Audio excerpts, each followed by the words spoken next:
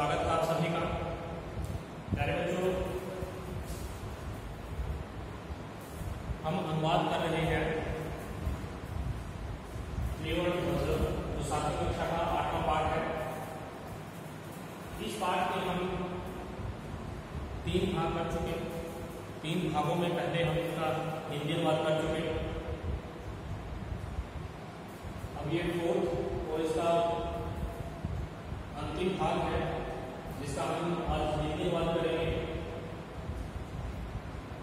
बच्चे आपस में बातचीत कर रहे हैं झंडे के विषय में, और जितनी उनको जानकारी है, जितना वो जानते हैं, अपने ज्ञान अनुसार वो आपस में प्रश्नों का उत्तर दे रहे हैं। उस हमारे तिरंगे झंडे के विषय में बच्चों में आगे क्या विचार विमर्श होता है, क्या बातचीत होती है, वो हम आज के इस भाग में पढ़ेंगे। पहले हम शब्दवार इनका हिंदी अनुवाद करेंगे, फिर लाइन के अनुसार।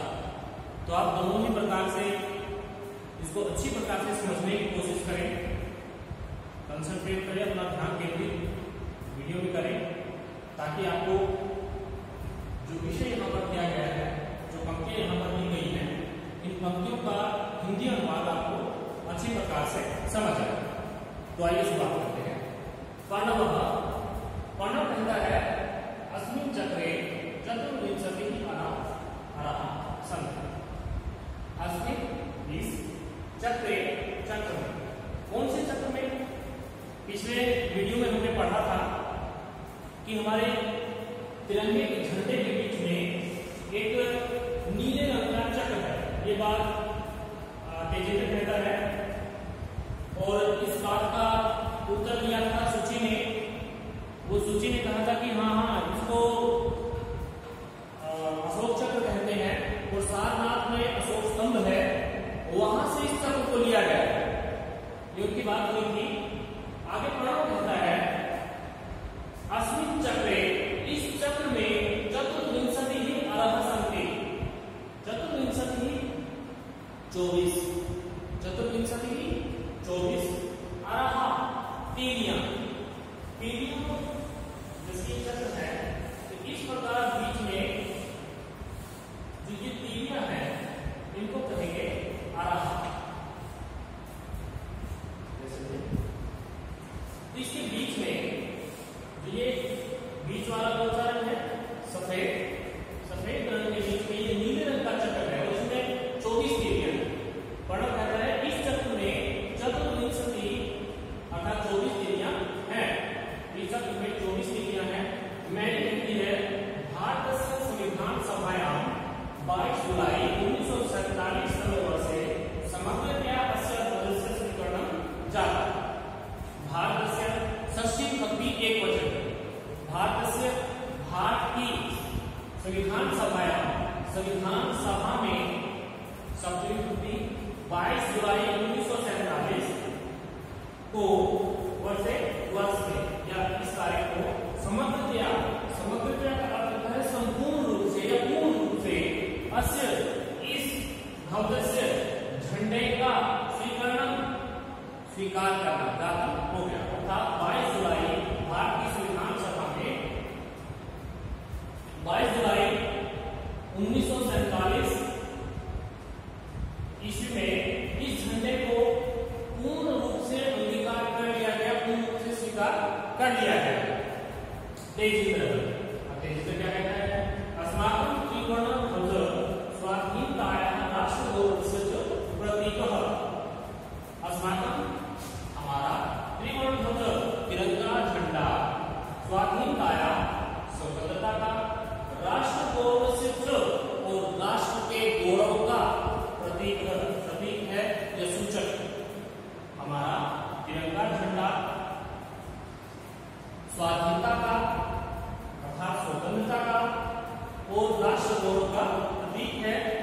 अतः इसलिए स्वतंत्रता दिवसे गणतंत्र गणतंत्र दिवसे च अस्य ध्वजस्य उत्तोलनं समारोहपूर्वकं भवति। इसलिए क्योंकि हमारे देश की स्वाधीनता का और राष्ट्रगौरव का प्रतीक है, इसलिए इस झंडे को स्वतंत्रता दिवस अर्थात 15 अगस्त के दिन, गणतंत्र दिवस और 26 जनवरी के दिन इस झंडे को उत्तोलन समारोहपूर्वक भवति। इस झंडे का फहराना समारोहपूर्वक होता है।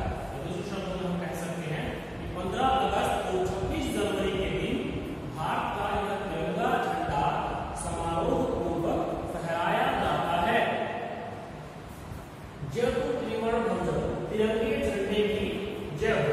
जयतु त्रिवर्ण ध्वज, त्रिवर्ण है तीन रंगों का, ध्वज झंडा, जय भारत, भारत की जय।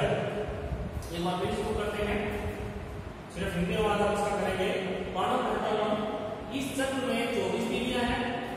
मैंने कहती है भारत की संविधान सभा में से 22 जुलाई 1947 ईस्वी में स्वीकार कर लिया गया था, पूर्ण रूप से इसको स्वीकार कर लिया गया था। प्रेजेंट कहता है हमारे झंडे में, हमारा झंडा स्वाधीनता और राष्ट्रगौरव का प्रतीक है। इसलिए 15 अगस्त और 26 जनवरी के दिन यह झंडा समारोहपूर्वक, उत्सवपूर्वक फहराया जाता है। तिरंगे झंडे की जय हो, भारत की जय हो। ये था इस पाठ का चौथा भाग, और के बाद हमने आप हिंदी वन किया। ज्यादा मुश्किल नहीं है, बिल्कुल आसान है, बस थोड़ा सा मन लगा कर इसको समझने की कोशिश करें। अगर आप ध्यान से इस वीडियो को देखेंगे, इसको सुनेंगे, तो बिल्कुल आसानी से आपकी समझ में ये पाठ आ जाएगा। इसके शब्दार्थ बचते हैं, शब्दार्थ बहुत ही कम दिए गए हैं, 7 ही शब्दार्थ हैं। इन शब्दार्थों को अपने नोटबुक में लिखना है। और ये जो अब तक का ये इसका हिंदी वाद हो चुका है, इसका हिंदी वाद कॉपी में लिखना है। इसके साथ साथ अभ्यास का तीसरा प्रश्न है, एक पद एक उत्तर, एक वाक्य उत्तर। एक पद वाले प्रश्न है वो एक वाक्य वाले जो प्रश्न है ये भी नोटबुक में करने हैं। और जो हम पिछले पाठ कर चुके हैं उनके भी वर्ड मीनिंग अर्थात शब्दार्थ, उनका हिंदी अनुवाद और उसके छोटे और बड़े प्रश्न वो कॉपी में ही करने हैं।